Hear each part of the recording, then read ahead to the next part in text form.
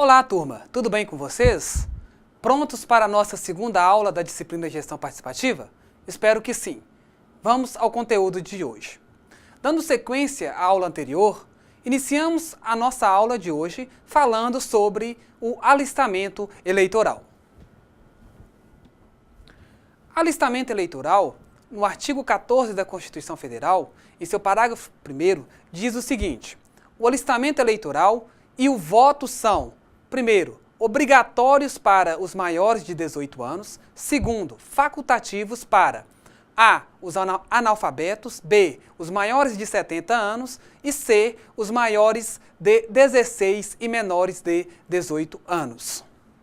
O direito ao voto é ato fundamental para o exercício do direito de sufrágio, manifestando-se nas eleições, plebiscitos e também referendos.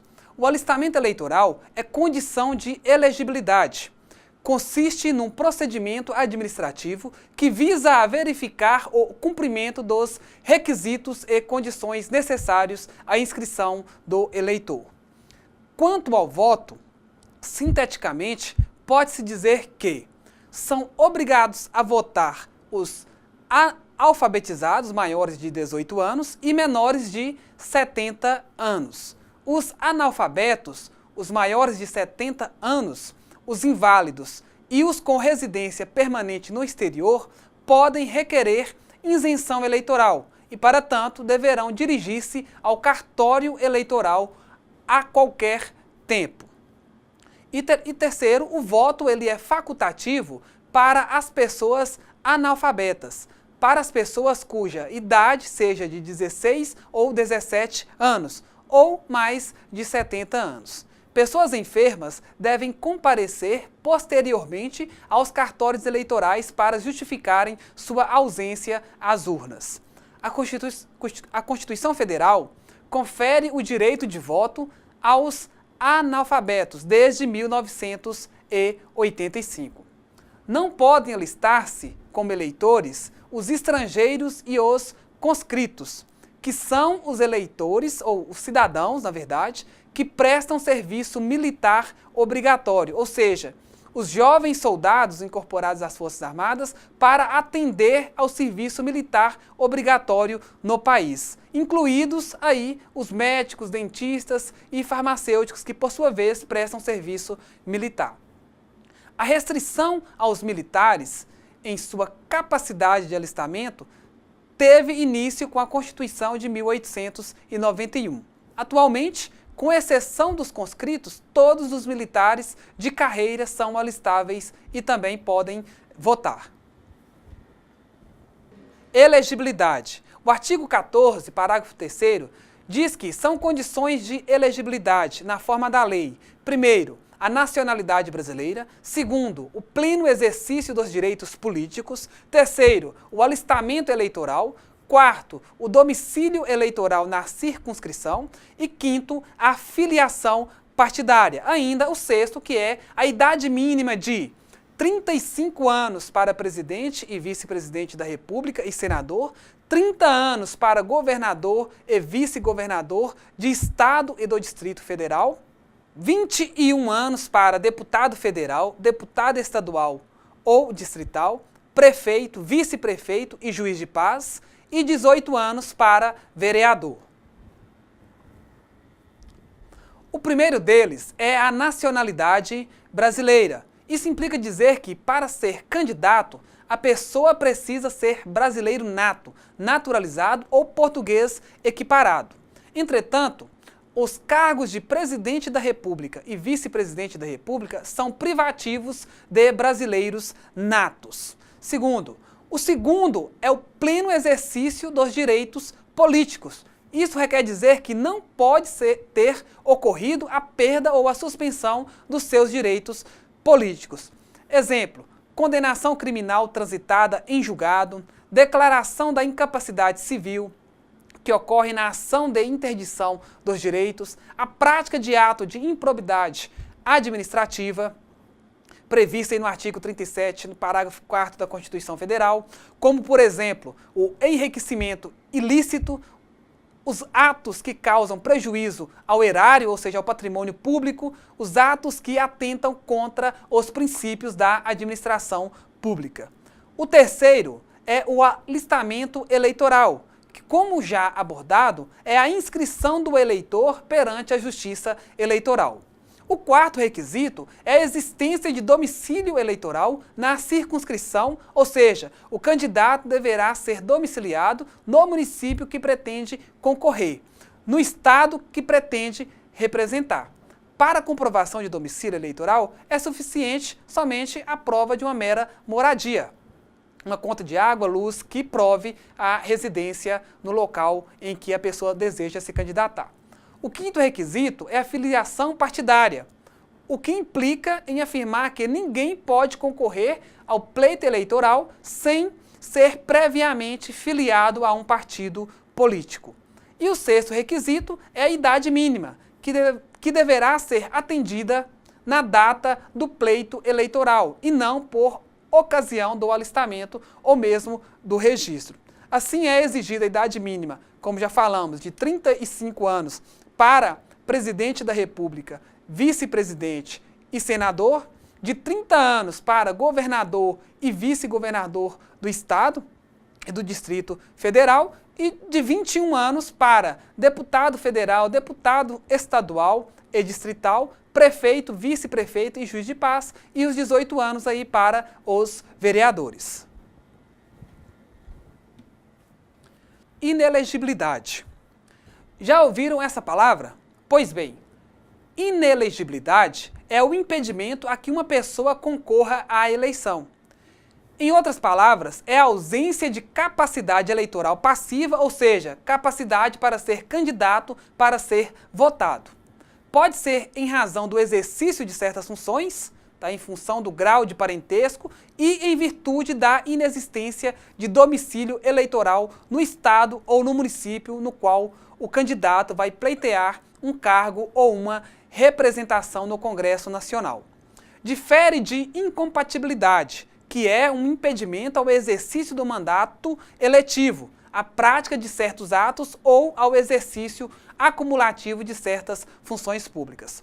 O artigo 14 da Constituição Federal reza em seu parágrafo 4º que são inelegíveis os inalistáveis e também os analfabetos.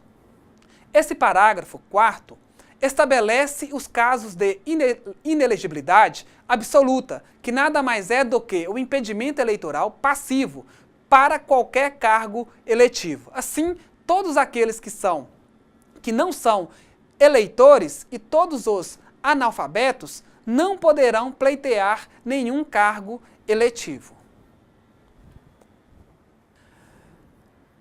A reeleição. O artigo 14, em seu parágrafo 5º, diz que o presidente da República, os governadores de Estado e do Distrito Federal, os prefeitos e quem os houver sucedido ou substituído no curso dos mandatos poderão ser reeleitos para um único período subsequente. Ou seja, pode-se ocupar um cargo eletivo para o Executivo por apenas 2 mandatos consecutivos. Acontece que tem muita gente que não quer saber de sair do poder. Pensam que as cadeiras ocupadas são eternas. A Emenda Constitucional número 16, de 1997, instituiu a possibilidade de reeleição para o chefe do Poder Executivo. Foi a primeira vez que o sistema constitucional brasileiro admitiu essa possibilidade. A vedação à reeleição tinha por objetivo afastar o perigo da permanência do mesmo governo na chefia do Executivo Federal, estadual e municipal por diversos mandatos. E também evitar a utilização da máquina administrativa na busca de novos mandatos. Salientamos aqui que há no Brasil uma discussão para a reforma política onde se propõe o fim da reeleição. Alguns defendem que os mandatos sejam de 5 anos, sem a possibilidade de reeleição. Mas ainda não se tem um desfecho desta mudança no cenário eleitoral do nosso país. Na atual situação das regras políticas, o presidente, governador e prefeito não precisa renunciar ou mesmo afastar-se temporariamente do cargo para poder concorrer à reeleição, haja vista a ideia de continuidade administrativa. Da mesma forma, é possível que o vice-presidente, os vice-governadores e os vice-prefeitos candidatem-se à chefia do Poder Executivo para o período subsequente, independentemente de terem ou não substituído ou sucedido o presidente, o governador e o prefeito no decorrer aí de seus mandatos. A descompatibilização. O artigo 14, parágrafo 6º da Constituição, diz que, para concorrerem a outros cargos, o presidente da República, os governadores de Estado e do Distrito Federal e os prefeitos devem renunciar aos respectivos mandatos até 6 meses antes do pleito. Já neste parágrafo, existe uma norma que determina a desincompatibilização dos chefes do Poder Executivo. Com isso, para que o presidente, governadores e prefeitos possam candidatar-se a cargos diferentes dos que ocupam, deverão sim se afastar das funções definitivamente por meio da renúncia. Ainda no artigo 14, já no parágrafo 7, a lei determina que são inelegíveis no território de jurisdição do titular o cônjuge e os parentes consanguíneos ou afins, até o 2º grau ou por adoção do presidente da República, de governadores de estado ou do território, do Distrito Federal e também de prefeitos ou de quem se haja substituído dentro dos 6 meses anteriores ao pleito, salvo se já titular de mandato eletivo e candidato à reeleição. Diante dessa previsão, afirma-se que, primeiro, o cônjuge, parentes e afins até o 2º grau do prefeito municipal não poderão candidatar-se a vereador ou prefeito no mesmo município. Segundo, o cônjuge, parentes e afins até o 2º grau do governador não poderão candidatar-se a qualquer cargo no estado, isto é, vereador, prefeito de qualquer município da circunscrição estadual, deputado estadual e governador, e também deputado federal e senador nas vagas do próprio estado. E terceiro, o cônjuge, parente e afins até o 2º grau do presidente da República não poderão candidatar-se a qualquer cargo público eletivo no país. E quarto, aos que substituirão os chefes do Poder Executivo dentro de 6 meses anteriores, são aplicadas também essas mesmas regras. Aos que substituíram os chefes do Poder Executivo dentro de 6 meses anteriores, são aplicadas essas mesmas regras. Sobre as regras de parentesco, cumpre destacar que parentesco de 1º e 2º graus, em linha reta ascendente, pai e avô, mãe e avó. Na linha reta descendente, nós temos o filho, a filha, o neto e a neta. Colateral, irmão, irmã. Afins, o sogro, sogra, madrasta, padrasto, avós do cônjuge, genro, nora, enteado, enteada e netos do cônjuge. E transversal, cunhado e cunhada. Assim sendo, segundo a lei, são inelegíveis pai, mãe, avô, avó, filho, filha, neto, neta, sogro, sogra, padrasto, madrasta, genro, nora, enteado, enteada, cunhado, cunhada, sejam consanguíneos ou por adoção. São elegíveis tio, sobrinho e primo. Quanto aos militares, os alistáveis são elegíveis desde que atendidas as seguintes condições. Primeiro, se contar menos de 10 anos de serviço, ele deverá se afastar da atividade. Segundo, se contar mais de 10 anos de serviço, ele será agregado pela autoridade superior e, se eleito, passará automaticamente no ato da diplomação para a inatividade. Como o militar ativo não pode ter filiação partidária, o Tribunal Superior Eleitoral entende que o registro da candidatura apresentada pelo partido, devidamente autorizada pelo candidato, supre a necessidade de prévia filiação partidária. Já o militar da reserva deverá ser filiado a partido político um ano antes do pleito. O artigo 14, em seu parágrafo 9, diz o seguinte: a lei complementar estabelecerá outros casos de inelegibilidade e os prazos de sua cessação, a fim de proteger a probidade administrativa, a moralidade para exercício de mandato, considerada vida pregressa do candidato, e a normalidade e legitimidade das eleições contra a influência do poder econômico ou o abuso do exercício de funções, cargo ou emprego na administração direta ou indireta. A lei da ficha limpa.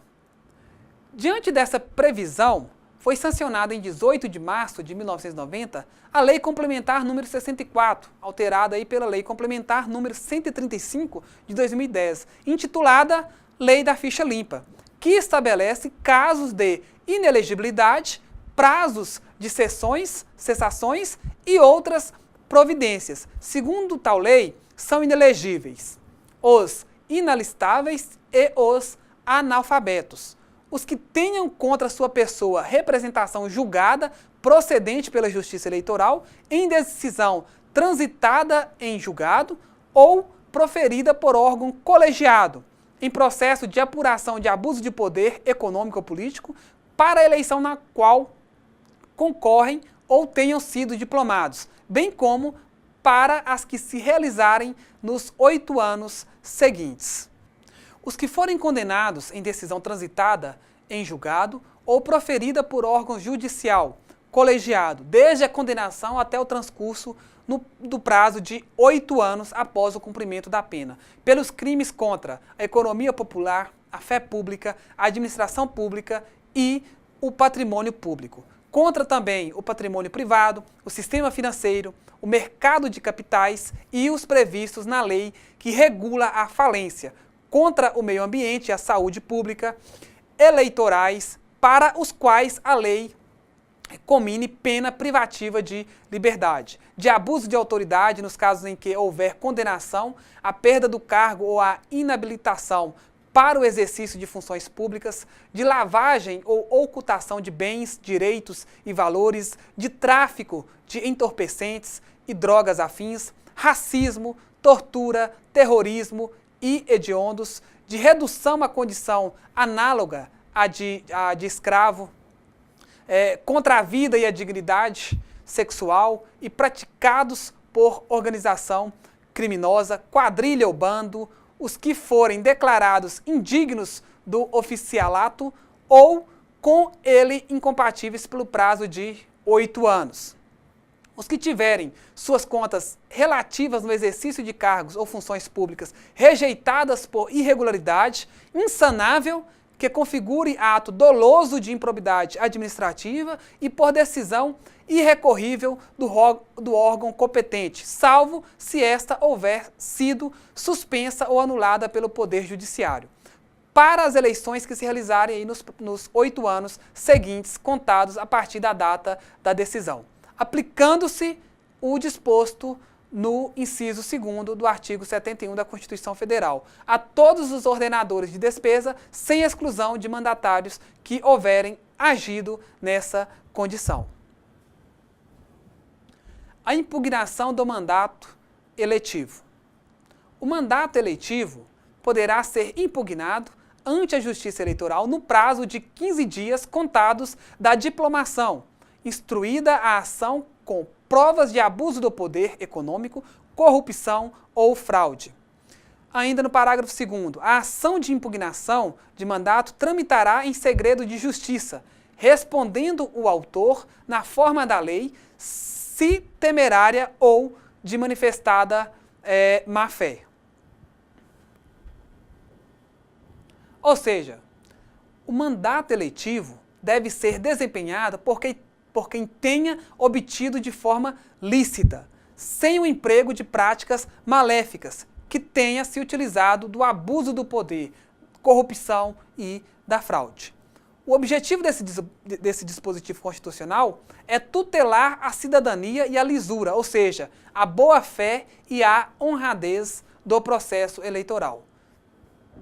Desta forma, quem se valer nas eleições de abuso de poder econômico, corrupção e fraude, poderá perder o seu mandato eletivo. Como exemplos, podem-se citar no abuso de poder econômico a utilização indevida de rádio e televisão, na corrupção, a solicitação ou aceitação de vantagens indevidas em troca de voto, enquanto que fraude é artimanha, artifícios empregados na eleição ou votação, como, por exemplo, a transferência irregular de títulos de eleitores. A legitimidade desta ação constitucional cabe a qualquer candidato, partido político, coligação e o Ministério Público Eleitoral. A cassação dos direitos políticos. A Constituição Federal veda expressamente a cassação de direitos políticos, que consiste na perda dos direitos políticos de modo unilateral e arbitrário, ou seja, sem a garantia do contraditório e da ampla defesa. Entretanto, ela admite que o cidadão pode ser privado definitivamente ou temporariamente de seus direitos políticos. Porém, isso só é permitido nos casos expressamente previstos, a saber, cancelamento da naturalização por sentença transitada em julgado, incapacidade civil absoluta, um dos efeitos da sentença judicial que decreta a interdição, condenação criminal em julgado, enquanto durarem seus efeitos, a recusa de cumprir obrigação a todos imposta ou prestação alternativa nos termos do artigo 5º, inciso 8º, escuta de consciência e a prática de atos de improbidade administrativa, nos termos do artigo 37, no parágrafo 4º da Carta Magna. Ocorrendo uma dessas hipóteses, o fato deverá ser encaminhado ao juiz eleitoral para que o nome daquele que estiver privado de seus direitos políticos seja definitivamente ou temporariamente, com a suspensão, não conste na listagem de eleitores votantes.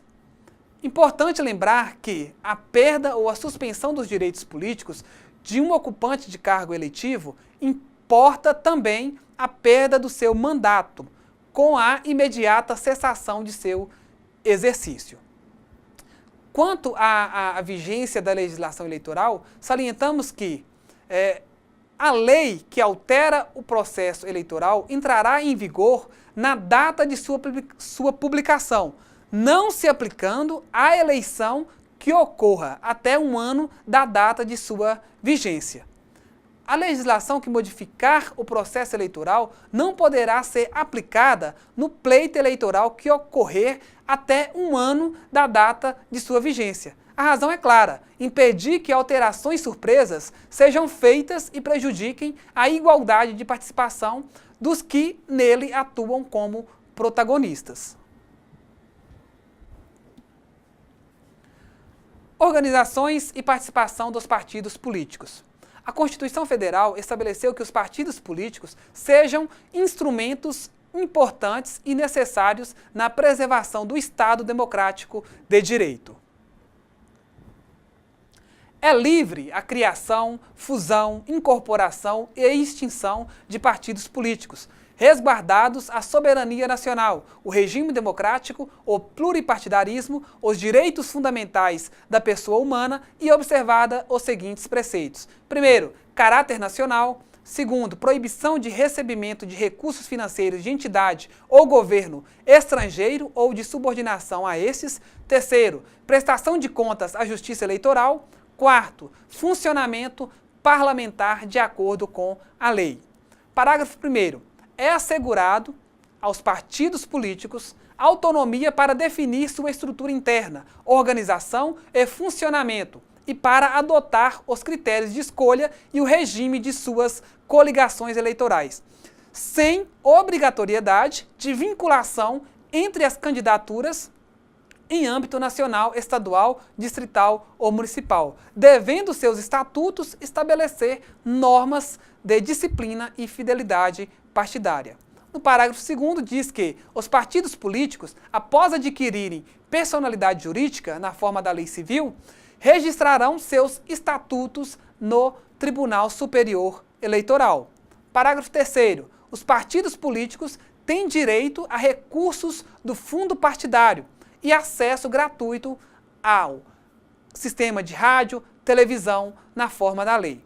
E, parágrafo 4º, é vedada a utilização pelos partidos políticos de organização paramilitar. Servidor público no exercício de mandato eletivo. A Constituição Federal, no artigo 38, estabelece as regras para o servidor público da administração direta, autárquica e a fundacional, que venha a ocupar um mandato eletivo. O artigo 38 diz o seguinte: ao servidor público da administração direta, autárquica e fundacional, no exercício de mandato eletivo, aplicam-se as seguintes disposições. Primeiro, tratando-se de mandato eletivo federal, estadual ou distrital, ficará afastado de seu cargo, emprego ou função. 2. Investido no mandato de prefeito, será afastado do cargo, emprego ou função, sendo-lhe facultado optar pela sua remuneração.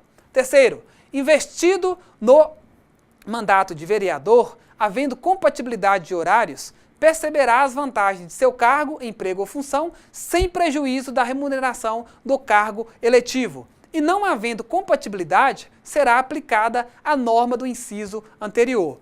Quarto, em qualquer caso que exija o afastamento para o exercício de mandato eletivo, seu tempo de serviço será contado para todos os efeitos legais, exceto para a promoção por merecimento. Quinto, para efeito de benefício previdenciário, no caso de afastamento, os valores serão determinados como se no exercício estivessem. Fiscalização. Artigo 5º da Constituição Federal. Não é somente por meio do voto que há a participação do cidadão. É necessário também fiscalizar, controlar, criticar, participar na gestão da coisa pública. Sabe-se que o povo escolhe seus representantes, os quais agem como mandatários e decidem o destino da nação. Entretanto, esse poder delegado não é absoluto, existindo várias limitações, como as formas de defesa do cidadão. Entre os 78 incisos do artigo 5º da Constituição Federal, destacam-se, num primeiro momento, os mecanismos que favorecem a existência de vários grupos de pressão, como ênfase para o direito de criar uma associação civil.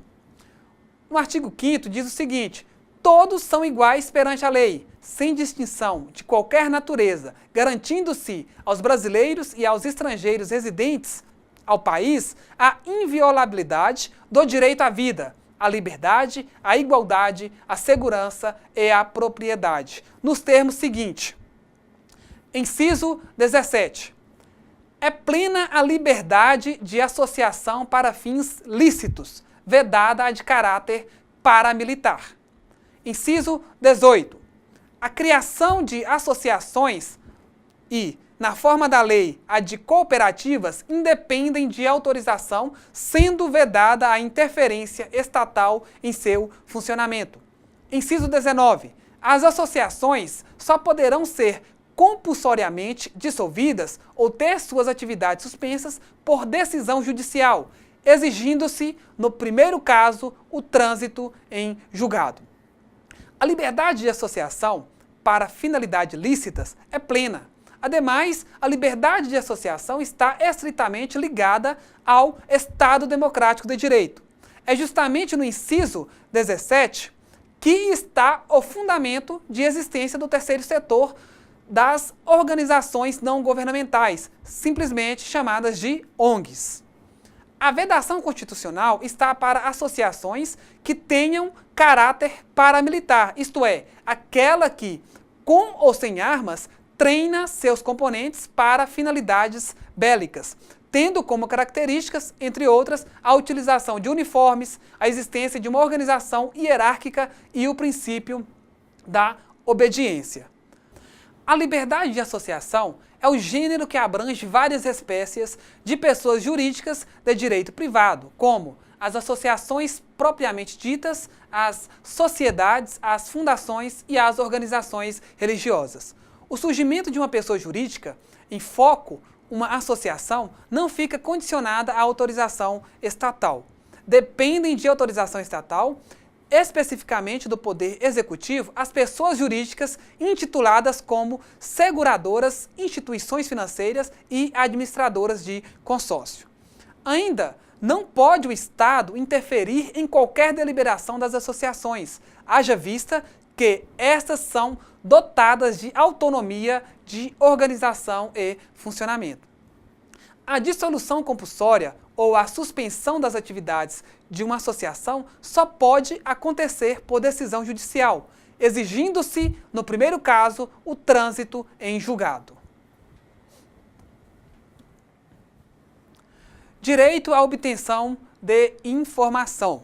O artigo 5º, em seu inciso 33, diz o seguinte: todos têm direito a receber dos órgãos públicos informações de seu interesse particular ou de interesse coletivo ou geral, que serão prestadas no prazo da lei, sob pena de responsabilidade, ressalvadas aquelas cujo sigilo seja imprescindível à segurança da sociedade e do Estado.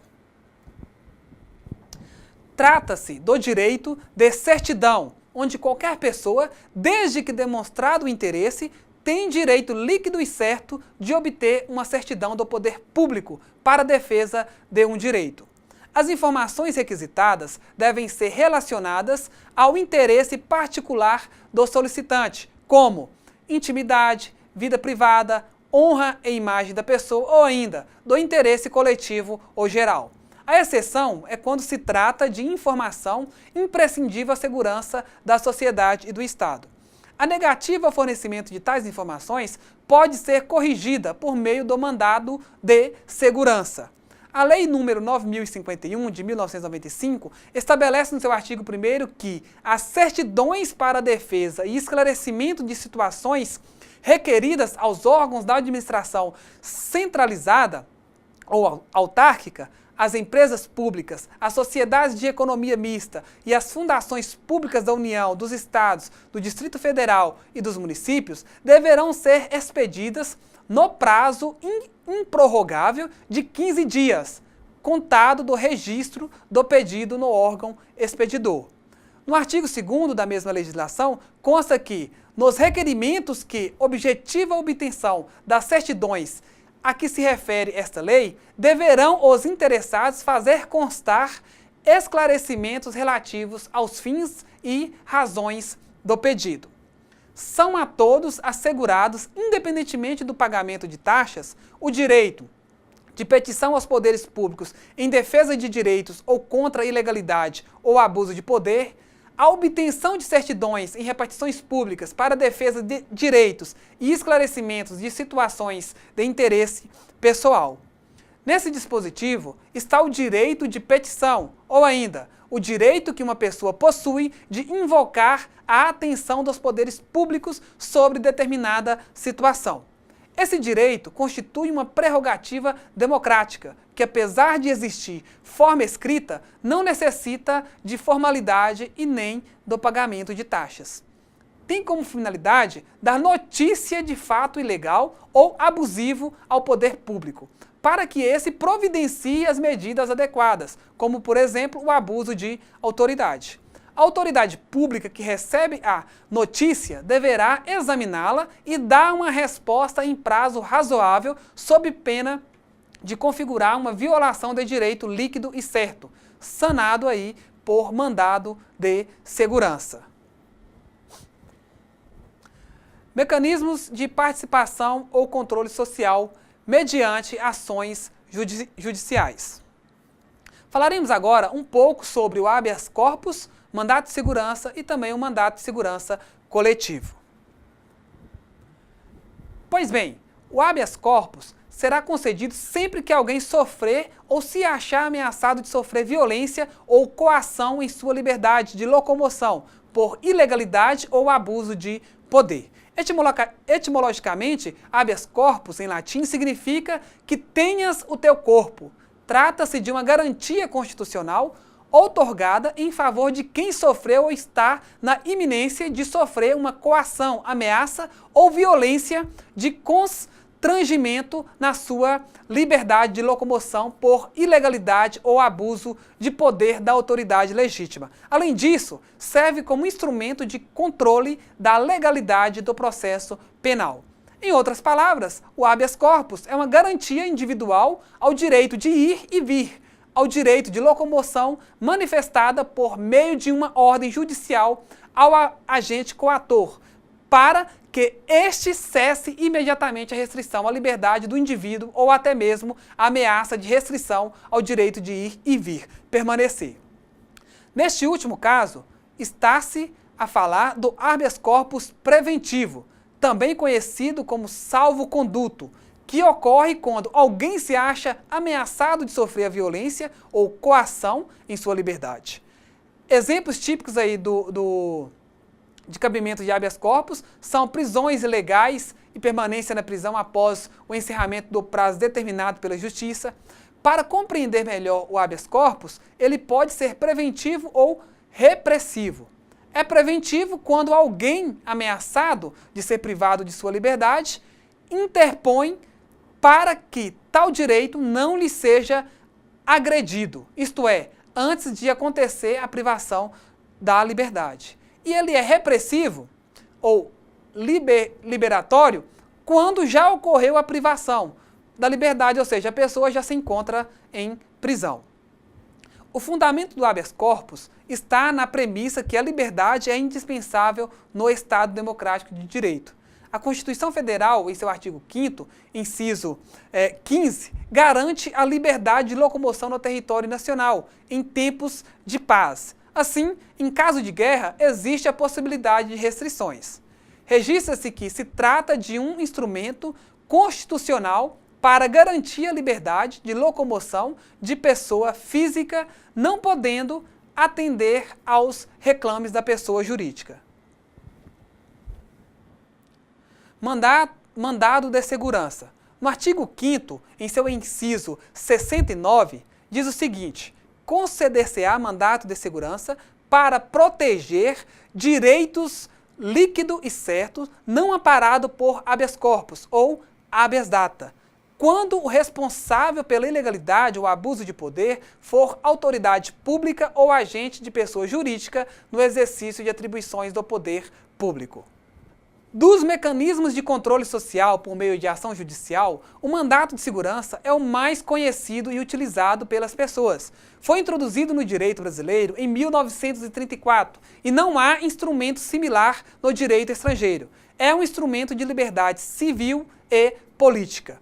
Tem por objetivo proteger direito líquido e certo, lesado ou ameaçado de lesão por ato ou omissão de autoridade pública, ou agente de pessoa jurídica no exercício de atribuições do poder público. Pode-se definir direito líquido e certo como aquele capaz de ser comprovado de plano, ou seja, aquele direito que não precisa ser provado por meio de dilação probatória. O prazo para interposição dessa ação constitucional é de 120 dias a contar da data que o interessado teve ciência do ato omissivo ou comissivo de qualquer autoridade pública. O mandato de segurança pode ser repressivo quando é impetrado posteriormente ao ato de ilegalidade ou abuso de poder, ou ainda preventivo, que compreende a comprovação do justo receio de sofrer uma violação de direito líquido e certo por parte da autoridade, sendo fundamental a comprovação de um ato ou omissão concreta sob pena de ser delegada a liminar. A palavra mandado tem significado diferente de mandato. Mandado é igual a ordem ou determinação imperativa. Já mandato é uma missão, procuração, delegação, período de tempo. Quando nós falamos de eleição, nós falamos de mandato. Quando nós falamos de instâncias jurídicas, nós falamos de mandado. Mandado de segurança coletiva. O artigo 5º, no seu inciso 70, diz o seguinte: o mandado de segurança coletiva pode ser impetrado por partido político com representação no Congresso Nacional, organização sindical, entidade de classe ou associação legalmente constituída e em funcionamento há pelo menos 1 ano em defesa dos interesses de seus membros ou associados. O mandato de segurança coletivo foi uma grande novidade da Constituição Federal de 1988, no âmbito de proteção dos direitos e garantias fundamentais. Tem por objetivo facilitar o acesso ao poder judiciário, permitindo que pessoas jurídicas, partidos políticos e sindicatos defendam e preservem os interesses de seus membros ou associados. Bem, turma, chegamos então aqui ao final da nossa segunda aula. Espero que vocês participem dos nossos fóruns e das atividades propostas e fiquem com Deus. Um forte abraço, até a nossa próxima aula.